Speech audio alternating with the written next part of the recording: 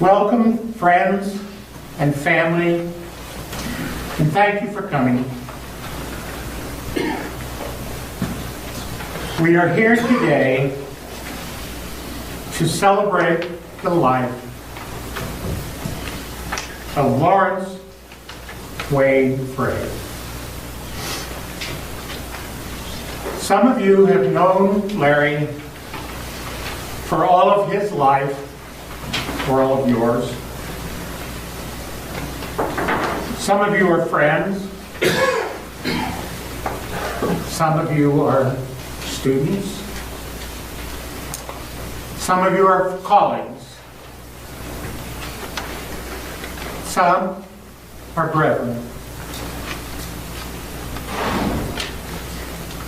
Some of you knew him as Saleha. Some as Larry. Some have been involved in his struggle to survive his recent illness. Some were shocked to discover that he has died, having been with him not long ago. Some have not seen him for many years. But for all of us, his death has left a hole in our lives.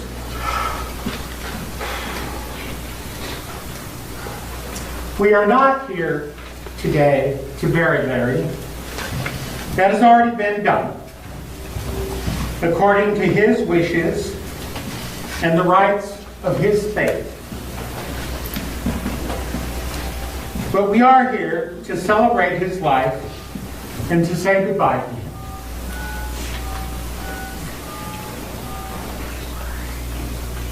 And because Islam is such an important part of his life, and because I know that he would want you to understand something about the faith that was so important to him, I am grateful to his faith community for providing an opportunity for us to hear the words that were so important to Larry and every believing Muslim.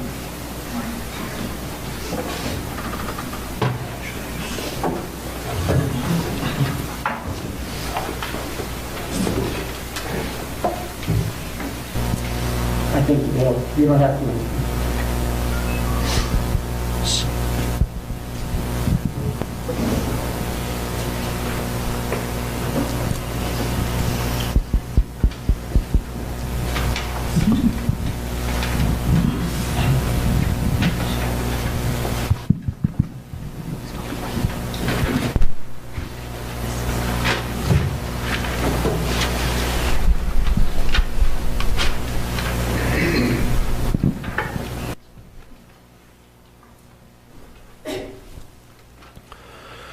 أعوذ بالله من الشيطان الرجيم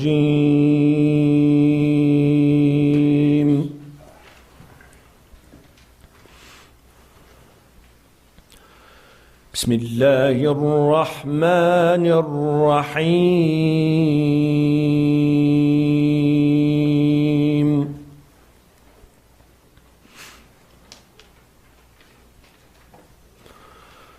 الحمد لله رب العالمين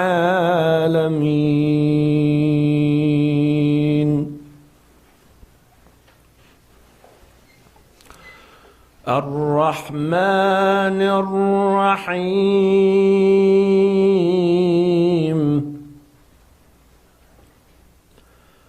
مالك يوم الدين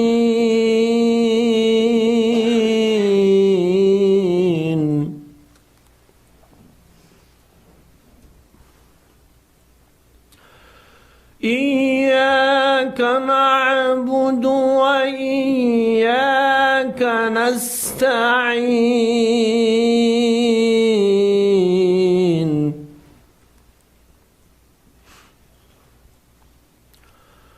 اهدنا الصراط المستقيم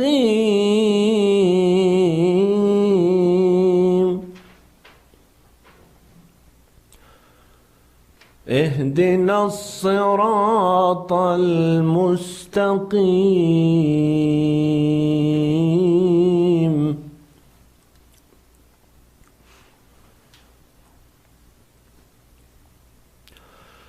صراط الذين أنعمت عليهم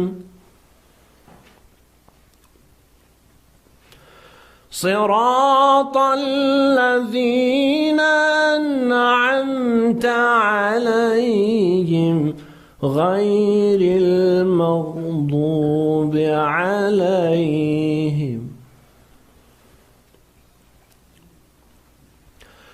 غير المغضوب عليهم ولا الضالين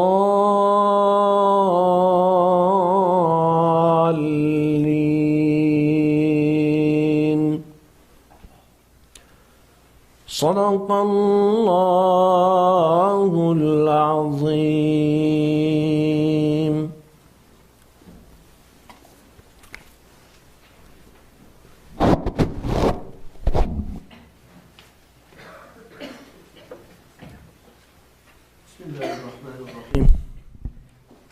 In the name of God, the merciful, the compassionate.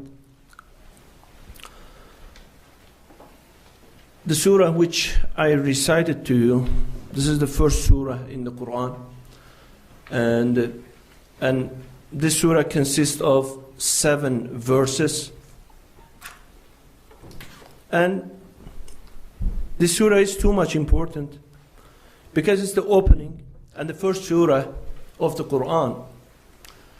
And according to some scholars, this surah includes all the meanings of the Quran.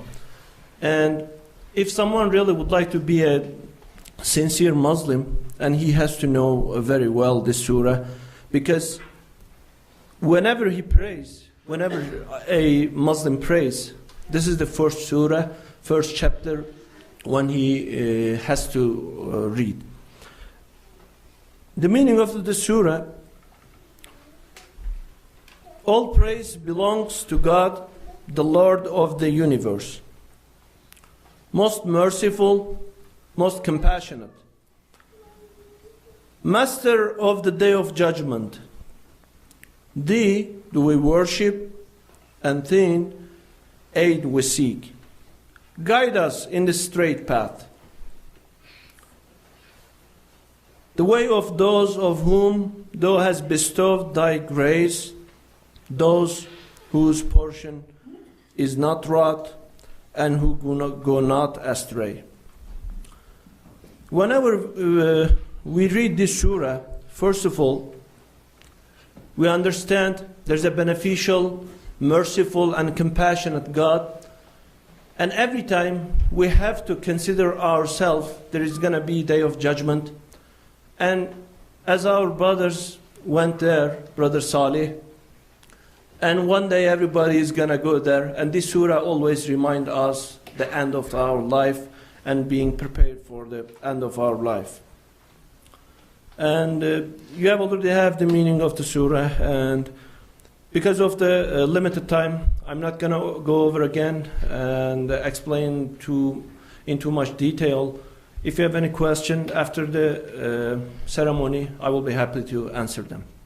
Thanks so much, and thanks for coming. Thanks for coming and supporting the community for our brother Salih. Thanks.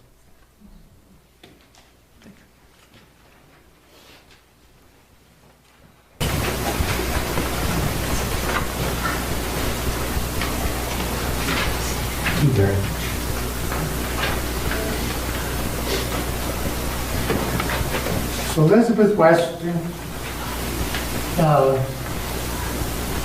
made music with Larry for 48 years, and we've asked her to play box preludes.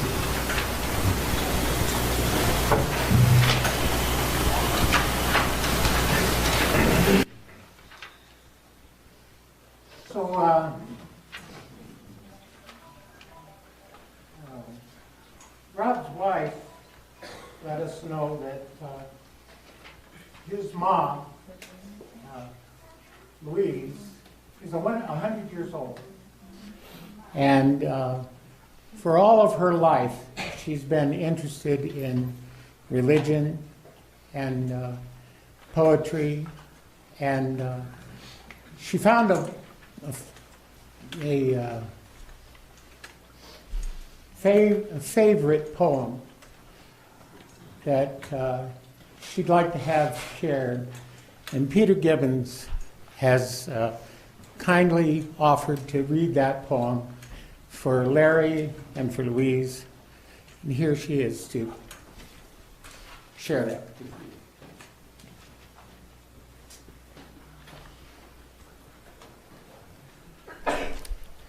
A Tear and a Smile by Khalil Gibran.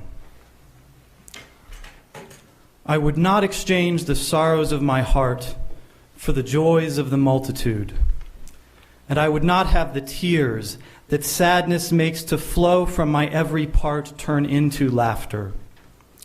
I would that my life remain a tear and a smile.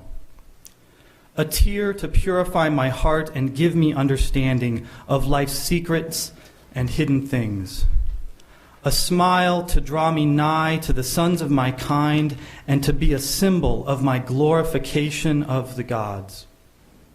A tear to unite me with those of broken heart. A smile to be a sign of my joy in existence. I would rather that I died yearning and longing than that I live weary and despairing. I want the hunger for love and beauty to be in the depths of my spirit, for I have seen those who are satisfied, the most wretched of people.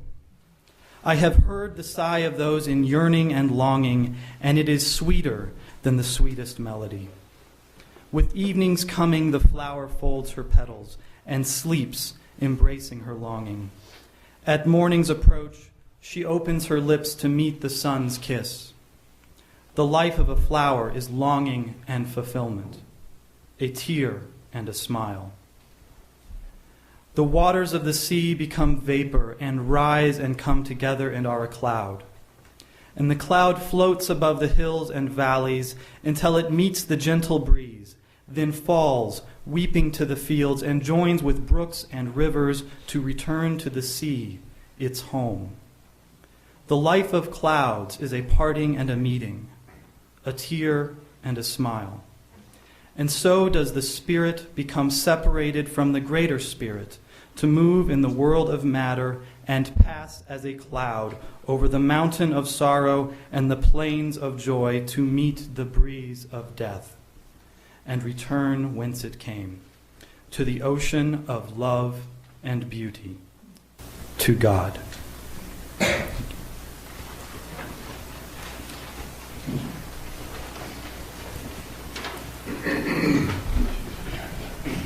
Daniel, could I ask you to do that now instead? For all the years that I performed with Larry, we never did do things in the order that we planned to. So I think it's appropriate that we change things a little bit.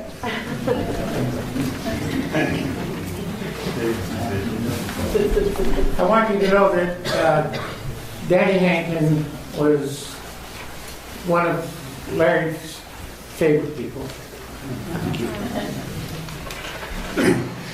So I knew Larry from way back in the probably late 60s in the little mountain mining camp of Somerville that Elsie Trask owned. It was a group of cabins, and there were a few of us scattered around in there quite a long time ago, 47 years ago.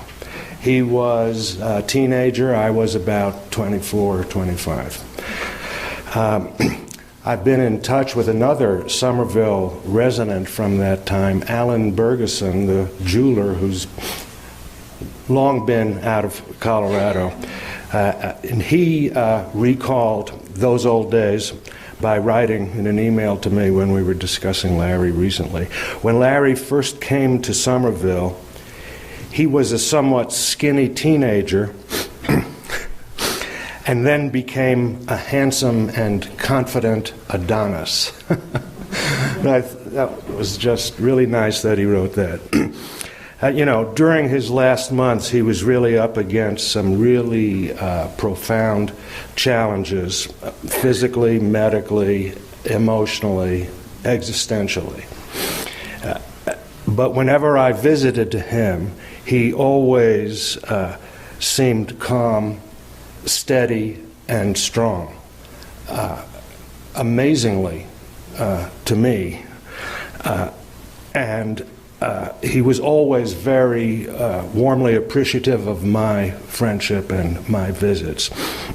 So while he was going through all these terribly difficult challenges, he wrote a beautiful, elegant statement that was intended for us, for all his friends and relatives. His personality just comes out of this, and you'll be able to feel it. He's fully aware, gentle, grateful, modest, and strong. And I feel this is a really beautiful gift that he left for us. And I'll read it now. I am nothing. I am no one. Quite sincerely, as Emily Dickinson would have said, and laughed with me. Yet for reasons beyond my deserving and knowledge, this life has been touched, visited, and lent experiences and friendships of unimaginable quality. Why should a teenager living in the mountains of Colorado again and again be personally acquainted with high authorities in martial arts, philosophy, and science? Why should my very favorite musician show up and knock on my door when all that I knew was that the man was living in Los Angeles and had nothing to do with Colorado, and that he would write verses with parallel development on the same day? Therefore, should it be that I be permitted to go on and on, it would be my preference to do so. That I would give my best to honor these communications and visits of those of us who came and visited him. If, however, it would come to an end much sooner, I would hope that my main expression would be applause and appreciation, as when an audience is overwhelmed by the perfection of a performance. I intend to wish for more time.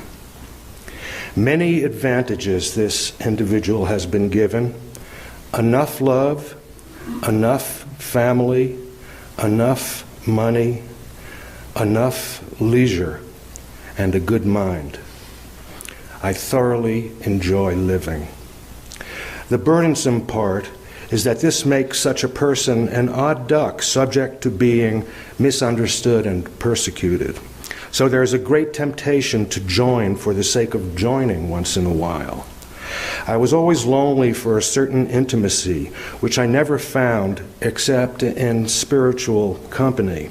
And I am so grateful to have been invited to study with so many of these people, especially the Naqshbandi Sufis and Master Sheikh Nazim. No one ever asked me for a penny. Koichi Toei, the greatest Aikido master alive, Virginia Satir, so many others. Therefore, when I do go, I shall feel that I am going home amongst these people, and this is good. I approve of athletic participation in teams, much less approve of political action in teams. I feel to play the piano and bring a smile to one elderly person is perhaps worth 10 years of my political career. and this I am grateful for to receive regularly. I was raised a little bit cowboy, Cedar Edge, Colorado, and I will leave this with the words of the cowboy poet. But by all these roads, my friend, we travel down, I'm a better man for just the knowing of you.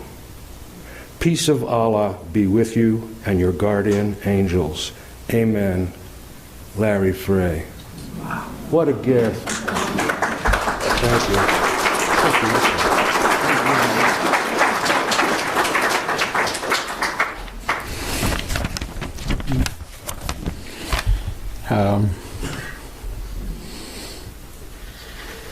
One of the big gifts in Larry's life were some of the really strong men that he knew and trusted. And we've asked Robert Watson to provide his eulogy.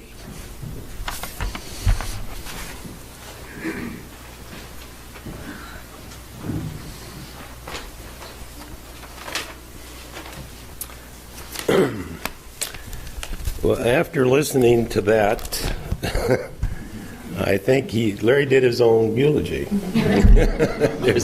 There's not a lot to say from that after that. I will share a little bit of my perspective and different things about Larry. Larry was the oldest of four boys. Rob was the second, and Will the third, and Stephen is not here. He passed away a few years ago.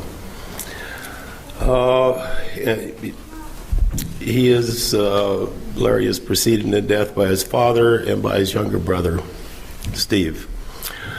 Both his parents were physicians. His father was the county doctor, or country doctor, and his mom was a stay-at-home mom. And now she's a noted author of several books on spirituality. Larry and I were friends early. Larry said 3 or 4. It might have been a little later than that. The story is that he bid his Sunday school teacher, my mother, over a theological dispute. Something about baby Jesus and saving him, and it didn't make much sense to Larry that a dependent child could save him at that point. Anyway, I was deeply impressed with his courage and the fact that he didn't get the snot knocked out of him. So, anyway, I saw him as a very brave soul. And growing up, Larry did all the normal things that kids do. He played the piano, he went to church, he did Little League Baseball. He was a pretty good pitcher with a wicked curved ball. He played basketball, had a nice, sweet jump shot, pretty accurate. However, even though he did all the normal things, Larry was never a normal child. He was a precocious child and a precocious adult. He entered first grade reading on a college level. He won the county spelling bee year after year and competitions in the Stars of Tomorrow playing classical music. He was also busy creating 3-stage rockets and nitroglycerin, rigging the bathroom in the science building so that when the science teacher flipped the switch, the toilet blew up. And he was a little upset that he tried to get it so that the person was sitting on it when it blew up. It didn't work out that way. I think he got... Under Larry's picture in the 1965 yearbook from Cedar Ridge is written under his name, Teacher's Tormentor. And that was a title that he righteously earned. He really did. In 1965, Larry, along with 45 of his classmates, graduated from Cedar Ridge High School. He was probably the most sought-after student that ever graduated from there. Baskets of letters arrived daily from colleges across the country. His college boards were perfect. His perfect scores in English and math, as well as chemistry and physics. Larry chose the University of Colorado, and he attended there more or less for a year. He was very, as mentioned, he was very against the Vietnam War. He was involved, and I think might have been the first protest there, the sleep-in on Norland Library. People may remember that. He dropped out and became the quintessential flower child, growing his hair long, playing the guitar, doing LSD, collecting peyote buttons in Texas. Others knew him better. You probably know that time period better than I do. We parted ways a little bit for a few years there. Anyway, the main thing I want to say about Larry, from my point of view, is that he looked at the world through a large lens with compassion, awe, wonder, and magic. Every kid, he said, ought to know the following: that we're setting on or riding on the planet Earth, rotating to the east, that here on the 40th parallel, we are traveling at approximately 847 miles per hour.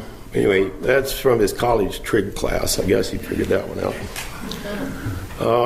But anyway, with this information, what it does, it expands your thinking a little bit. That, that we're all on this one planet together. That we're all going in the same direction. We're all going east, and we're going toward the light. And we've got an idea, we're all traveling at slightly different speeds, but we're all going to the same place. So part of it was the information, part of it's just a larger frame of mind to look at the world through. Magic. Lots of magic when Larry was around. We were setting, you'd be setting out after dinner, you'd be sitting outside in August when the hornets come around. And I caught him one day. We had a hornet that was really pesky, and I caught him looking at the hornet for a little bit, and the hornet then flies away. And I said, "Did you talk to that hornet?" And he said, "Of course not."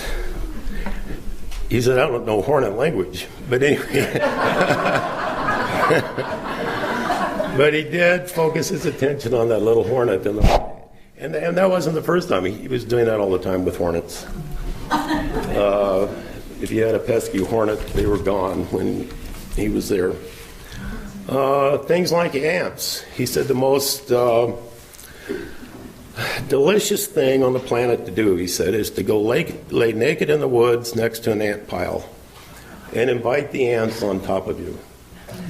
And he said it is so delightful, and he said you get into such ecstasy with that. And at some point you have to ask the ants to leave. Which they did. He did chants. He picked up a lot from your mama. He really did. His mama taught him the Hopi chant for rain.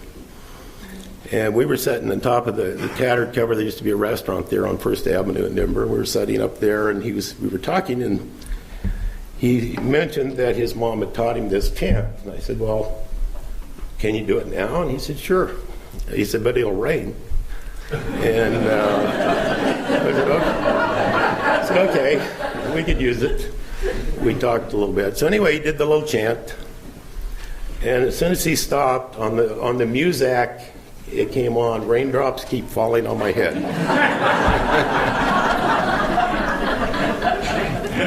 However, the next morning, headlines, Denver, the Rocky Mountain News headline, "Freak snowstorm hits Denver." That was the next morning. Anyway, he had these little parts, the vicar,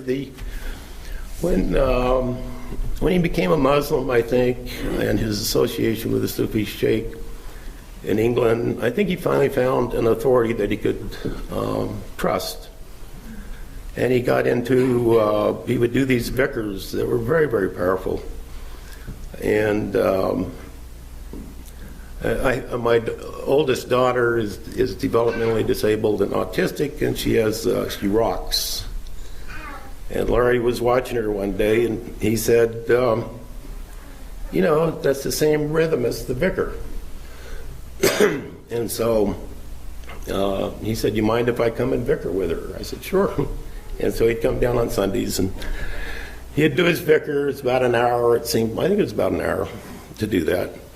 And my daughter would sit and rock, and he'd rock, and, everybody seemed better. It was really a very, very nice thing. And he did that for quite some time. When my first wife was sick and dying from cancer, he brought 6 Sufi friends with him to do vicar for her. And it was an absolutely incredible evening to have these 6 people with their voices, and doing this very, very powerful song, vicar. And right when they stopped, and there was quiet. And then all of a sudden, this wind hit the house. All the windows shook, the lights flickered. I mean, it was absolutely incredible. Came out of nowhere. It was not a windy day. So I'm saying, he was in touch with these little magical places, and his relationship with the world was very interesting. Every morning when Larry would do his prayers, he would pray for his friends. He said he prayed for nearly 400 people every morning, by name. Most of you were probably on his list, I suspect. So the question is, who will pray for us now? In summary, Larry was a person who walked in beauty. That's a Navajo phrase meaning far more than outward appearance. It means to walk in harmony, blessedness, pleasantness, everything that is good, everything that is favorable to mankind, the goal to which everyone should strive. He walked in beauty, or at least he tried to. And he inspires all of us to do the same.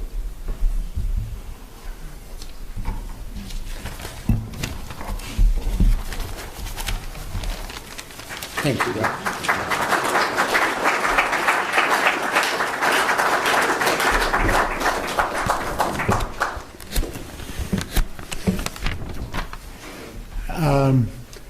One of the things in Larry's life that was most precious to him was his ability to pass on the gift of music.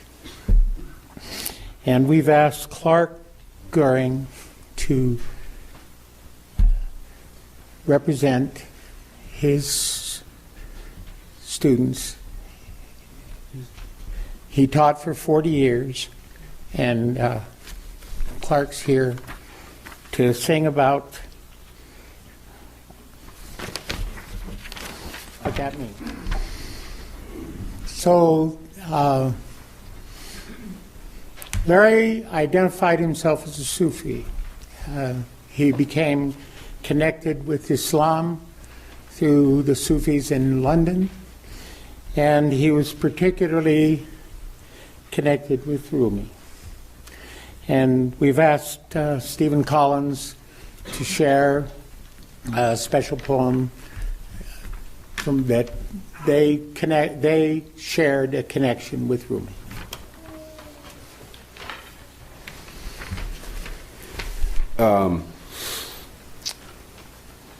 The day that Stephen asked me if I would read a selection, I went home and as is my normal course, I opened a book of poems, and of course, this happened to be the very next poem. The prairie's ablaze, and all the birds and animals move closer to the river, following their knowing. God's breath whips the fury even higher, but the lone tree on the plain cannot leave.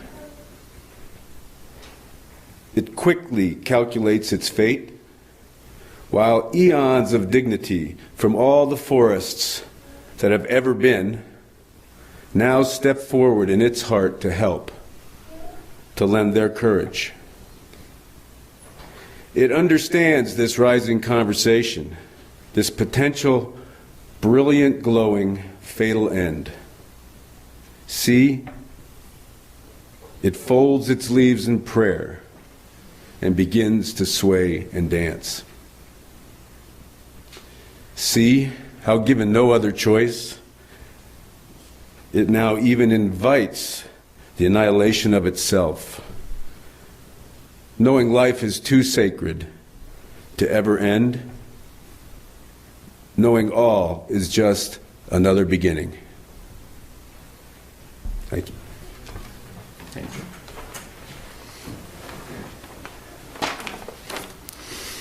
Elizabeth? Once again, Elizabeth was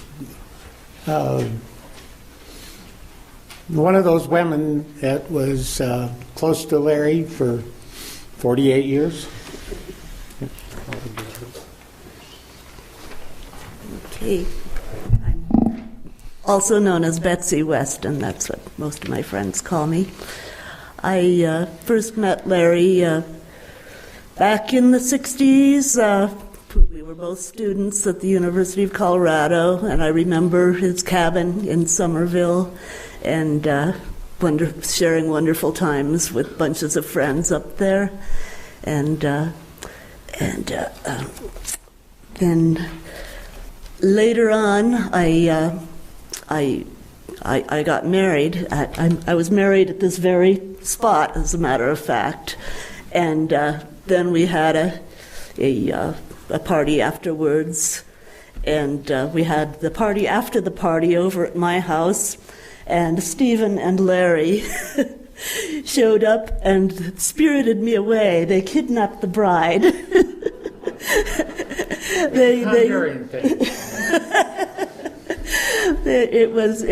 It made it an occasion of folklore.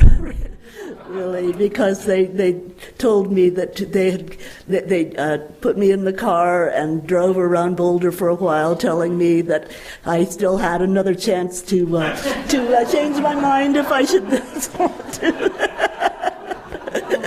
And so that's the kind of playful, companionship some of us shared back then, and then. Within a year after that,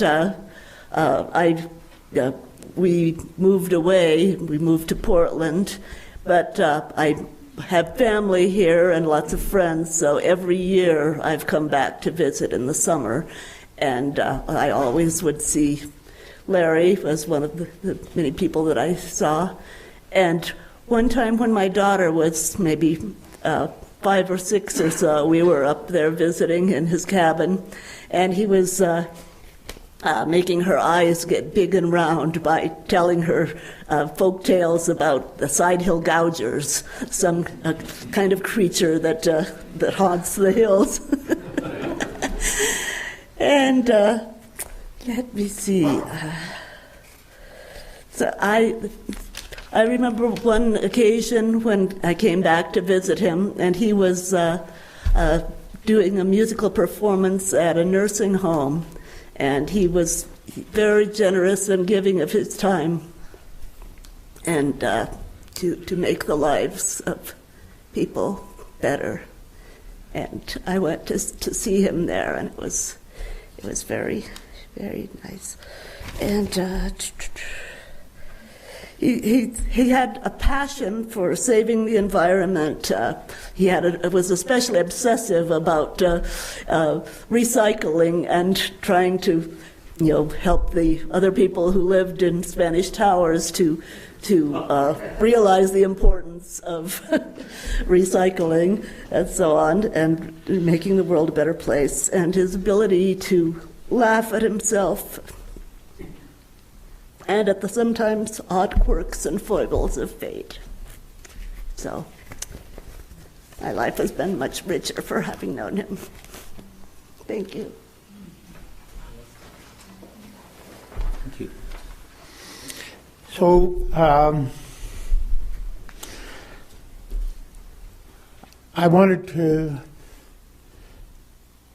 we wanted to provide an opportunity for anybody who have something you want to share about Larry. And maybe Peter, you could help me and take some of these down. And Michael, could you come get a... Hey.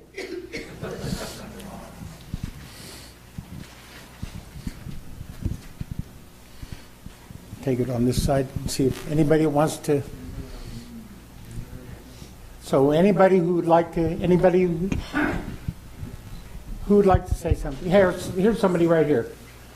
Oh, there's somebody. All right, first. Okay, go ahead. Yeah. Is it working? I did not know Larry very well. I studied piano with him for maybe 2 or 3 years. And then I realized piano was not really my passion, and I stopped. But Larry was an artist. He was the real deal. He was eccentric, and he was brilliant. He was the real thing. I'm really, really happy that I got to know him. Thanks.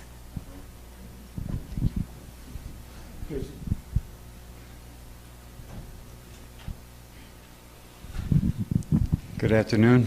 I met Larry over at Unity Church, and I had done a lot of service work at Unity Church, and he would come and play the services from time to time. And this one particular time he came, and I was with a landlady, and she brought a friend of hers from New York. And after the service, the lady went up and started talking to him about music. And for the next 2.5 hours, they did all kinds of stuff going back to the 1890s.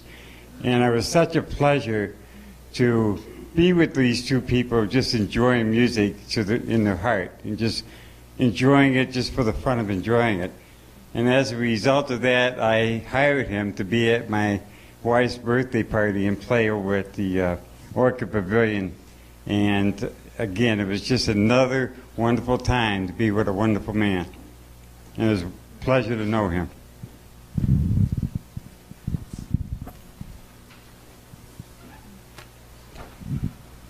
My name's Jackson Carson, and my mom, Barbara Carson's here. I grew up in Somerville. The first few years of my life were there. And Larry, we shared a cabin. We shared a party line phone with Larry. And he, so, the phone would ring, and we'd both pick up, and it's like for Larry or for us, whatever. But, and actually later he told me that he managed to, he was a phone freak. I don't know if you guys know that term, but he was able to hack the phone system in Boulder.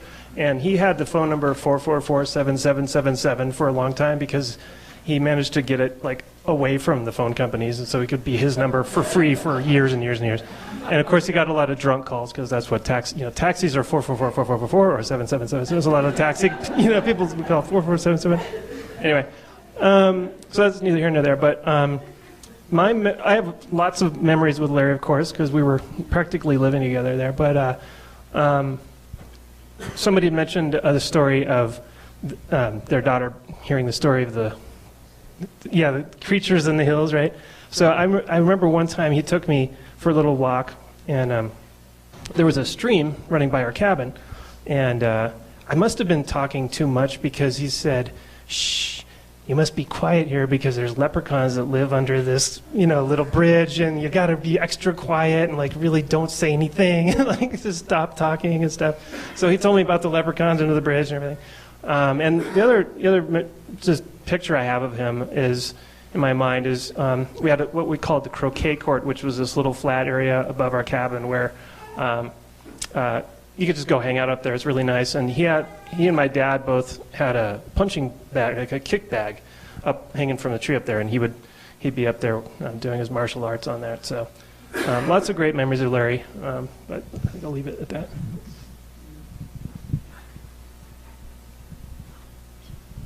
Hello.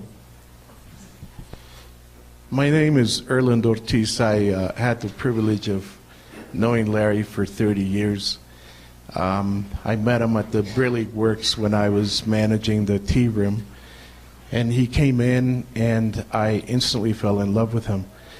And we were very close friends since then. But my favorite story is a few years ago I used to play piano in the mall. I used to roll my piano and play it. And one day in the middle of the day, one of the strings popped and it made a tremendous sound. And I thought I had been shot, or somebody had shot the piano. And I stopped playing, and then I realized that it was one of the very long, thick strings. And I called Larry right away, and I said, man, I broke a string. Could you go to the store and get a string for me? He was there within 20 minutes, but he didn't have the string. And I said, well, dude, how are you going to help me? And he says, no problem. And he takes the damn string off, I don't know how, and then he tied a knot that nobody knows how to tie. And that string is still on my piano 20 years ago, and I am convinced it's the one string that will never break. And that's it. And he was my soul brother, and I love him. I would also like to play a little piano for Larry. Are you going to play something for us, Airedale? Well, why not? Yes. Please.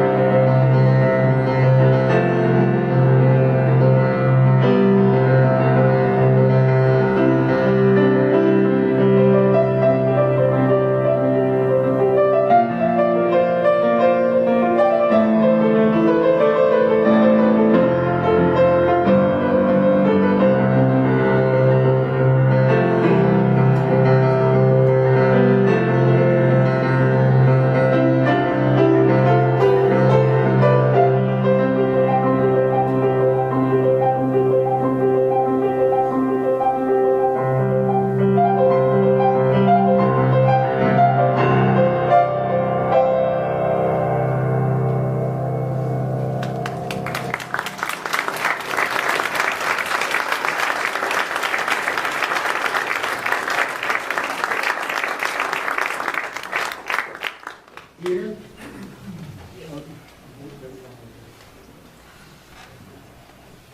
Hi. Okay. No. Hello? Okay. Okay. Assalamu alaikum, which means may peace be upon you.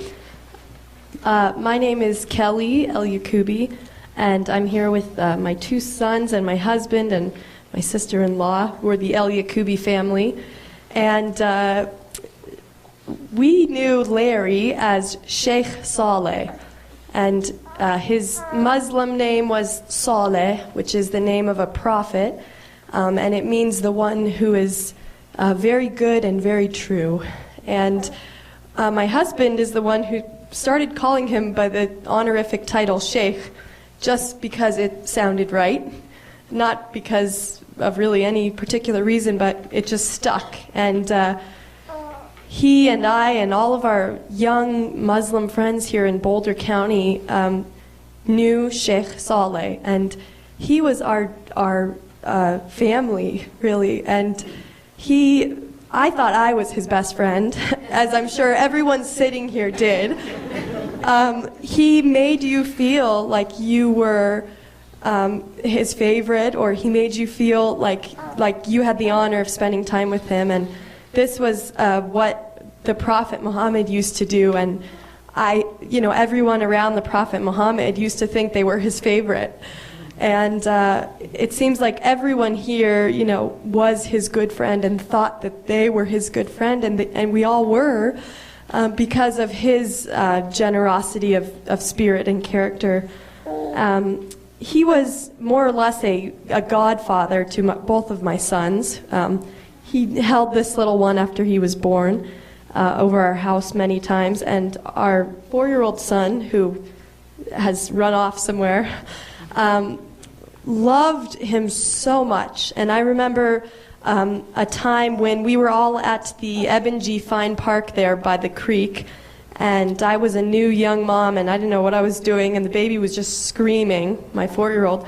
And Sheikh Saleh took him, and he immediately fell asleep on his chest and just curled up on his chest like that was his mother.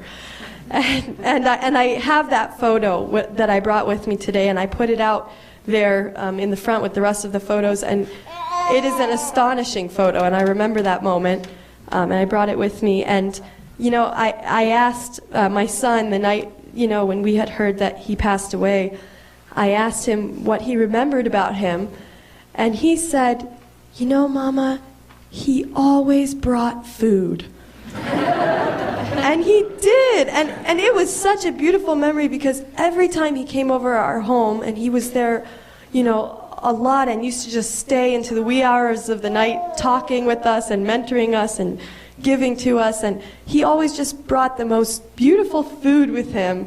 And really, he would always bring fresh berries and nice soda drinks from organic stores and just things that he really loved. And he always brought us the best food, and I feel like it's such a symbol. There's a saying in the Islamic tradition that the best Islam is food. The best thing you can do for someone is to feed them. And I really think that Sheikh Saleh did that. I know he did that for me and my family, but I think he fed all of us in a way. So. I think we have in here, we have a couple more right here. Hello, hi. My name is Farouk. I know Saleh from several different places. One is the Spanish Tower that he was doing maintenance, and from Unity Church, and from Muslim Student Association at CU. And I thought I was his best friend. He was always welcomed in my Course in Miracles at Unity, and he showed up a lot. And wherever I went, I always invited him, as long as I can remember. I also was a member of another, international coffee shop that, with international students at CU, which I later invited him, and he became a member there. He always had a gift, he, as a Muslim, you all know about his cabin in the mountain, that fire but it was a special day in Islamic calendar. It was the 21st of Ramadan, which they usually stay up all night and pray. And he had the feeling before that there's going to be a fire. So he had the premonition, and he left that place. And whenever there was something, and I have some, properties, family members, and anything that went wrong, I would call him, and he would immediately come, except for the last few months where he said he was sick, and he couldn't, and for no money at all, anything that, I would give, he would always accept, and he would say, it's too much, we don't need that much money, it's all good. And you mentioned, the miracle is like he could make any key work with any lock. No, I'm serious. He would change the lock so that it would work with any key, with a different key. He would match him. And he was quite talented in almost everything. Like mechanics, auto mechanics. He could fix any car. And besides being the greatest piano player and guitar player that I know of, and I must say that I was never impressed by anyone as I was impressed by him. Thank you. Hello, everybody. My name is Rashid, and I think Kelly took the fire by saying I thought I was, I'm not going to say his best friend, but I think I was up there. But I've actually met Larry in 2006 as a freshman at Boulder, part of the Muslim Students Association. And I later ended up moving to Spanish Towers, and I was a couple floors below him, so sometimes he'd come down when I'd make some food, and we just kind of chop it up. And he's one of those guys that just knowledgeable, almost like encyclopedic knowledge of just anything you want to talk about.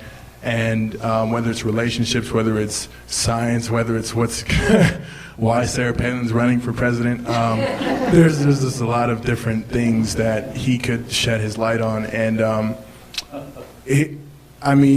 his genius was just amazing, and he was so humble about it. And I think I never really realized the full capacity of what he really was until I think a little bit later. And unfortunately, I fell out of touch about a year or two ago, but sometimes we do with people that we don't intend to.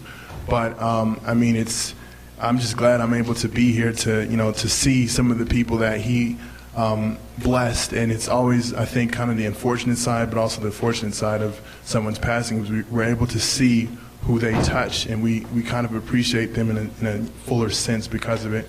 And so I just want to say thank you, Larry, and thank you all for being in his life. So thank you.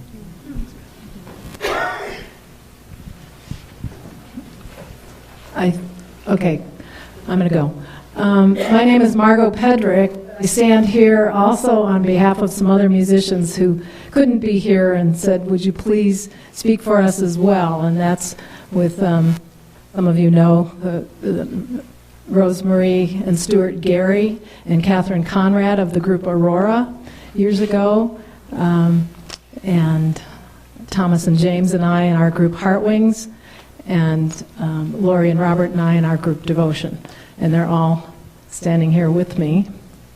And it was through the wonderful music program at Unity of Boulder that I got to meet Larry in the late 80s and start our musical journey together, which then took us almost every week for almost 5 years, commuting to Littleton to be a part of the music team for a church down there.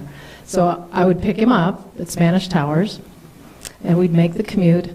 Sometimes I would have my then 8 or 10-year-old son with me, and he would entertain us often with stories, one of which at least I corroborated with Rob, wherever you are.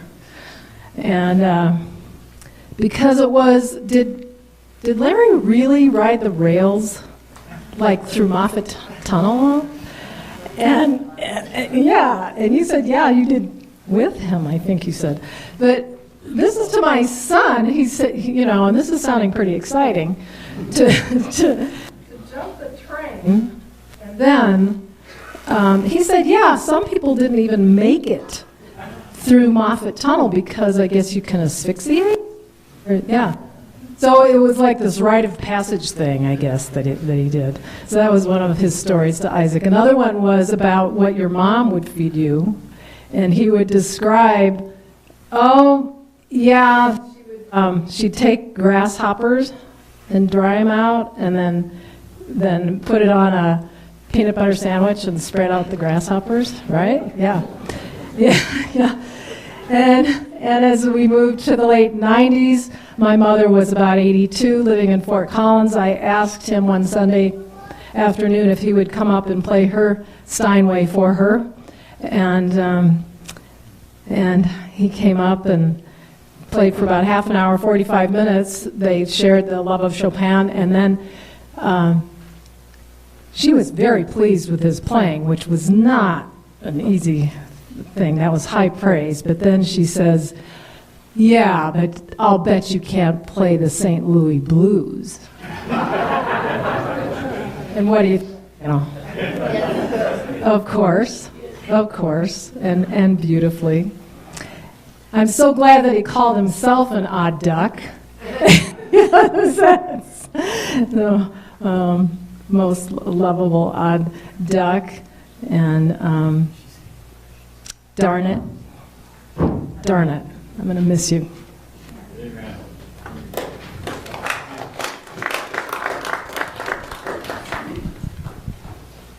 Hi, I'm Sarah Cleary, and I've known Larry for about 10 years. I run a seniors program working with dementia, people with dementia, and Larry, I think, volunteered at our program for 25 years. Every 2 weeks, he would come, and he would play whatever it was that moved him. And our group is a hard group to work with.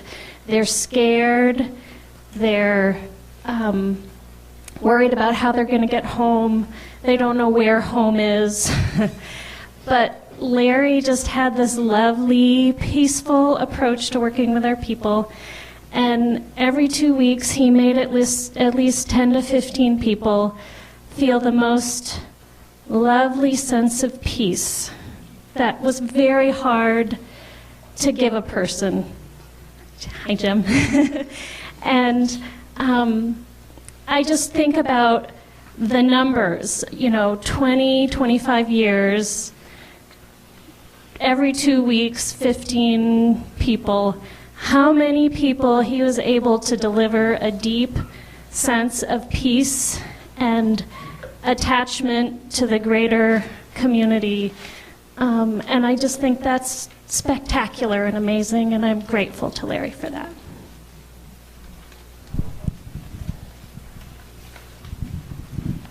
Hi, my name is Asa Henderson. I was one of Larry's students for many years. I wasn't the greatest music student. I didn't practice a whole lot, but it was the little gems of wisdom that he snuck in there with the music instruction that have really enriched my life. Little things like, don't try for speed, just keep a steady rhythm. Some of you might have heard that. And those little things that have, throughout my life, been applicable in so many different domains. I'm sure that everyone here has benefited from those kinds of just little things that he was able to share with us. So that was it.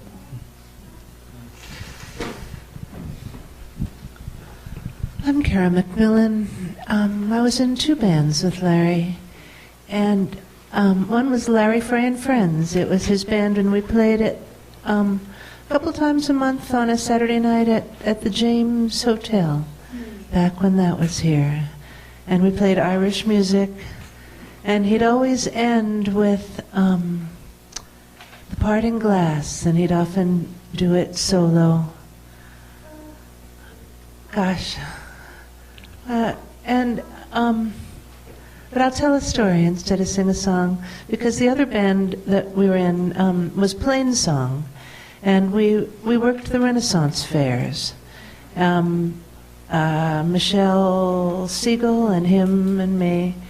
Oh gosh, we did concerts at Molly Brown House and a bunch of other places doing Renaissance music, and we would wear full Renaissance costume. And one time we were coming out of some concert in some weird neighborhood in Denver, and Will Frey, his brother, was our sound man, and he was hungry. And so we were looking around for something that was open at the hour we got out late at night.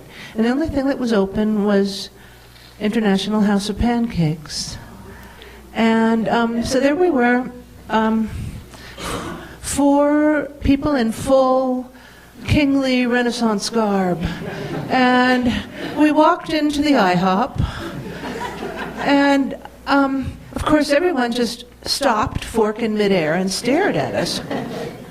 And Larry said, "What century is this? And who are all these people?"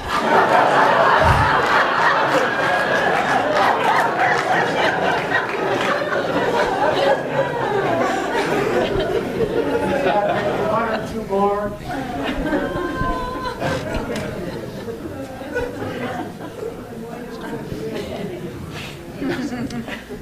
I'm Ryan. I was a student of Larry's for many years, young teen, and it was under the premise of guitar, but that was probably the least of what I learned. But I wanted to remember what a mystic he was, and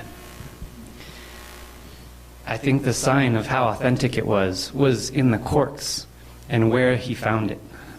He lived in magic, but as much time as he spent in churches and with religious groups, he found it in the strangest places.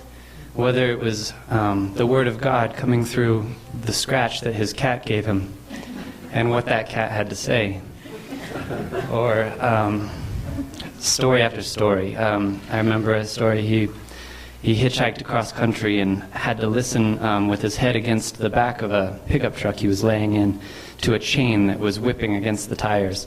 And the mysticism of the fact that that chain never once played the same rhythm the entire time. He'd call me out of the blue years after we hadn't talked and tell me about the uncertainty principle and what he had been reading about and what this meant for us spiritually. But I guess I wanted to invite everybody to maybe take a moment or to find a quirk in the service today, a distraction, a quirk of some kind, and find the brilliance in it the way that Larry might. Find the God that spoke through that. I know there's a lot more to say, but I hope that you'll find a way to do that in the reception afterwards. I want to give you Henry the fiddler. One of the things about Larry is that he was always interested in doing something different. If it was a Gamaliel band, any kind of music, he was interested. And he played with Henry, and Henry is here to play something about Larry's aspirations. You want to be here? I'll stand. You're going to stand, and I'm going to sit. Well, I need a chair, so can you sit? All right, well, you can have that one. I'll sit over here. Okay. Well, thank you. I'm not sure how I ended up on the stage today, but I've known Larry for 40 years. There's probably many other musicians in the audience, and I think we'll have a nice jam session. But maybe I can be one of the bunch. Anyway, gosh, so many memories. I was just talking with Dobro Dick Dilloff, who's in a video that was uploaded to YouTube yesterday. I was talking to him on the phone this morning in Montana, and he was relaying a story about how Larry and him somehow rescued a pile of donuts and put them on a sheet and took them out to the mall and were giving away donuts. He said, "Oh, this is the first annual donut giveaway," or something. A picture of that is in the video, which was uploaded yesterday. And speaking of videos, before I play, apparently some of you haven't seen some of the videos that Larry's in. And there's a memorial website which wasn't put on the program. Is it posted anywhere outside that you know of? I don't know.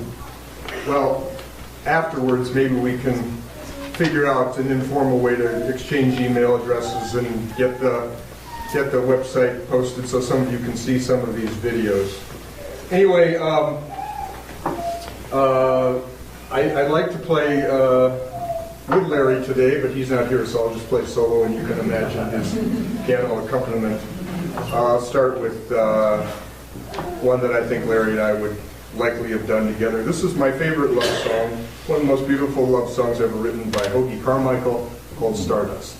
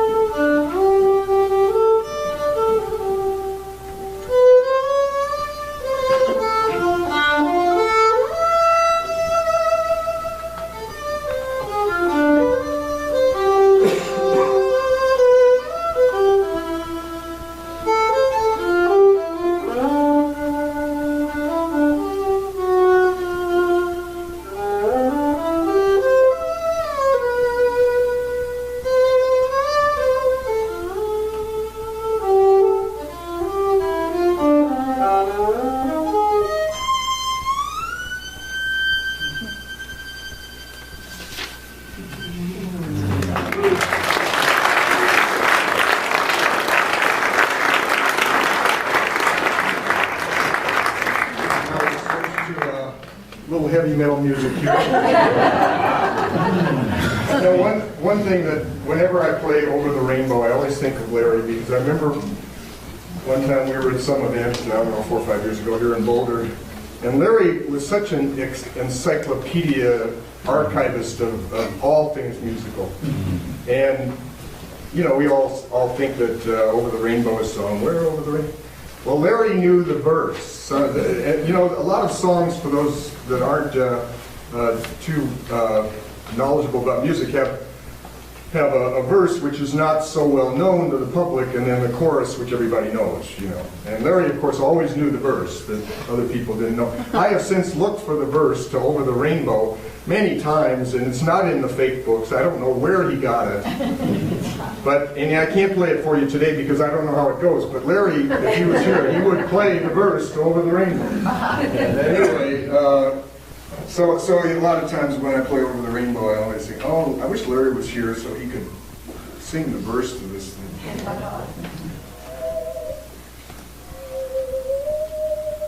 Now, I'm a little embarrassed because I had the same saw for the last 20 years, and I was just at the farmer's market in Hollywood about a month ago.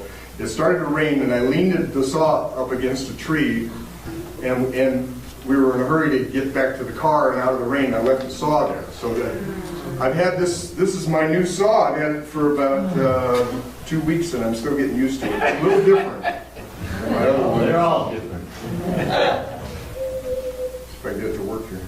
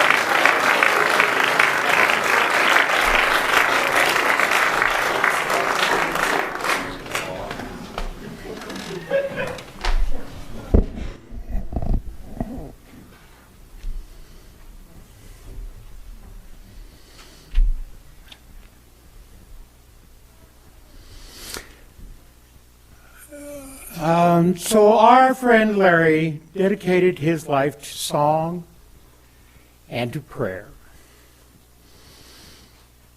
And I don't know that he acknowledged the difference between them. And he did not want to die in this early part of his life. He had learned many lessons that he had hoped to apply in his life. And unfortunately, he had harbored a deadly virus for 4 decades, which, if it had been discovered and treated, would probably have been cured. But it was not discovered, and it was not treated in time.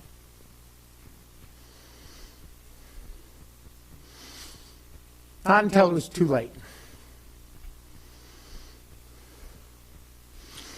And one of Larry's last wishes was that those of you who have shared the behaviors, who put you at risk for hepatitis C, will have yourself tested. We have literature in the hallway that will tell you how to do that. And if you did any of those, particularly if you did any of those behaviors with Larry, see to it that you do that. Because you don't want to share Larry's fate.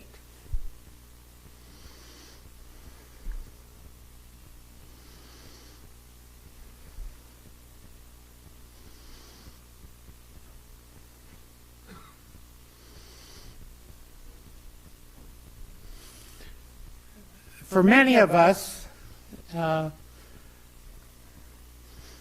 Larry's passing leaves us with unanswered questions, unfinished business, unexpressed appreciations, unresolved resentments, perhaps unanswered prayers.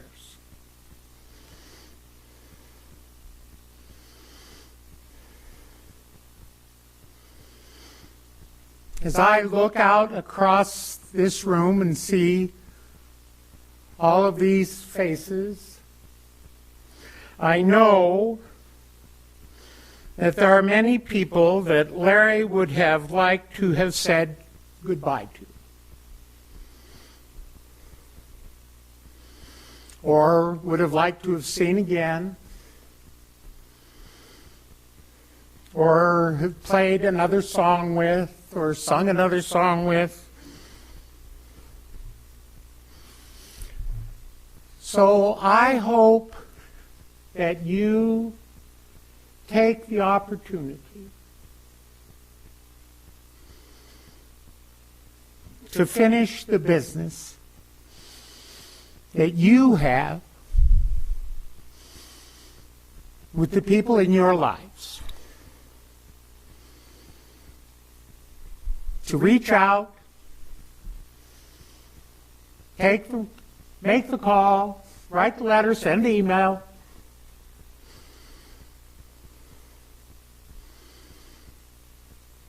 Give the hug, sing the song, express the love of the appreciation.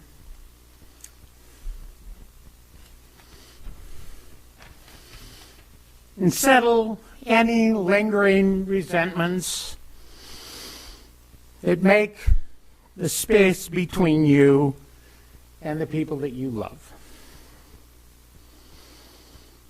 Knowing that our time here is too short. And we will not pass this way again.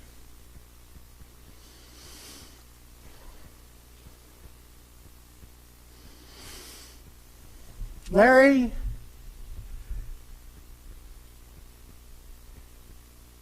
was not able to have many of the things that he wanted in his life.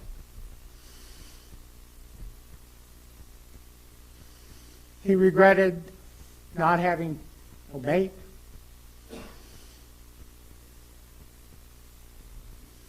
not having children.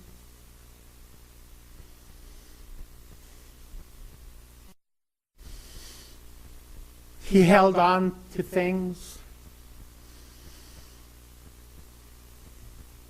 that he didn't know how to let go of. Now his family needs your help to find a way to deal with all of that hoarded material possessions that he could not find a way to let go of.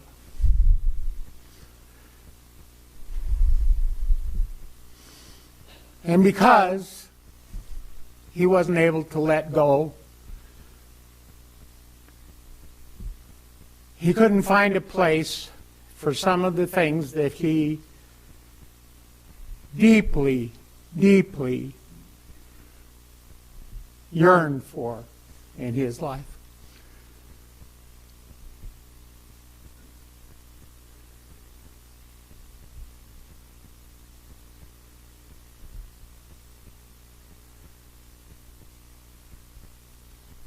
We have a book in the other room,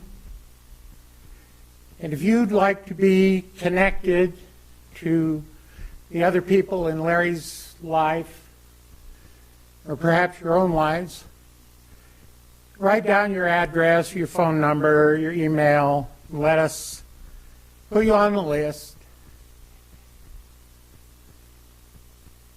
We'll try to connect you with that. But as for Larry, let's now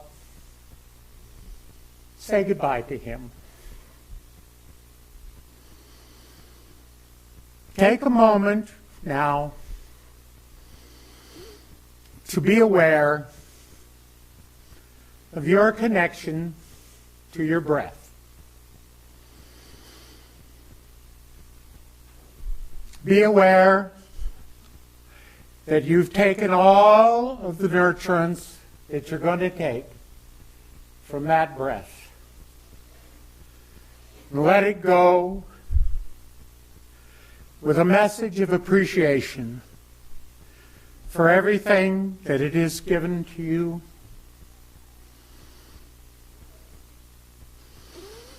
And allow it to be replaced with new, fresh, healing air.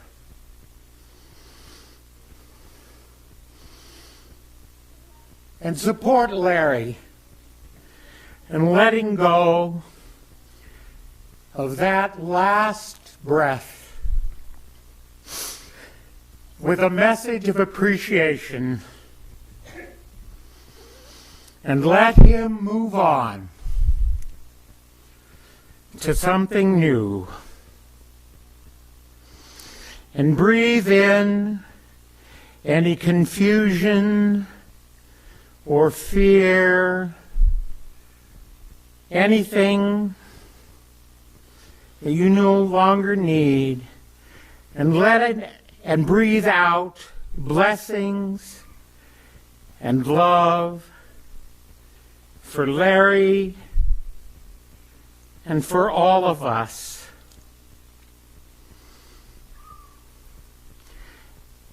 And as we begin our chant that you will find in your programs.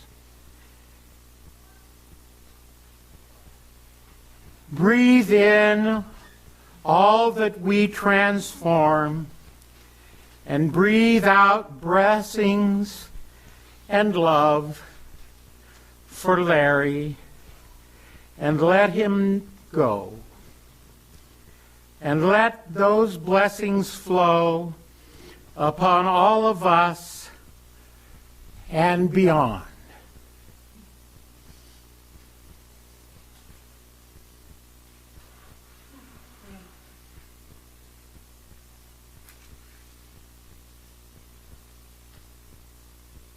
Ishka